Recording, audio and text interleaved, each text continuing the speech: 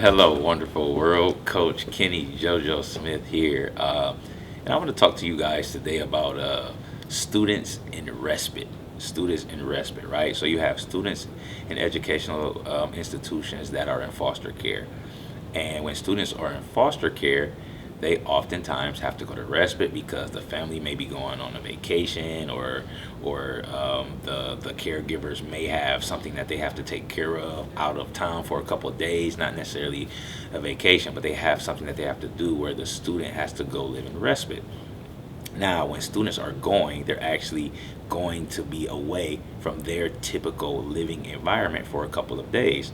So, how do you think it would feel if you were living in a situation and then you were told for the next 3 days you have to go live in a completely different situation, right? So, that brings forth different emotions and anxieties to young people.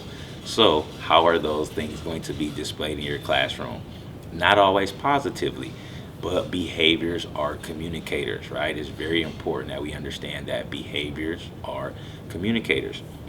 So I want to tell a story about a student that I had who was in respite. Like she told me specifically, like, I'm going to be in respite for the next 3 days, and she struggled with certain aspects of the classroom over those days. But by her communicating, and she was in sixth grade too, so that was amazing in and of itself. Like, we had a conversation one on one with her, and I told her how mature she was for her age and actually communicating this. But it was a time period that led her up to that. But it was very important that she felt supported. So when I started to see some of the things that typically I did not see with this young lady, I had to scale back, because as teachers we get going.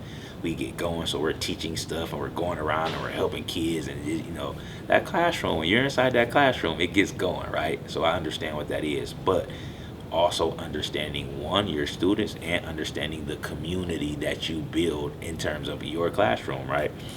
So I was able to support this young lady through her situation of dealing with respite for 3 days. And it was a very rewarding experience, because did she come to class and do everything that she was supposed to do over that period of time? She did not. But did she do something positive? She did. She communicated with me from the beginning.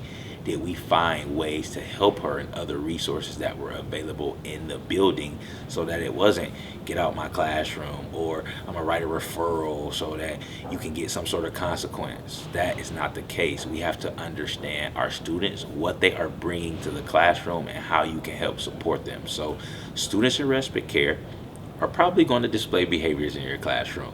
What are you going to do to make sure that you can have an understanding of how to support those students in that situation?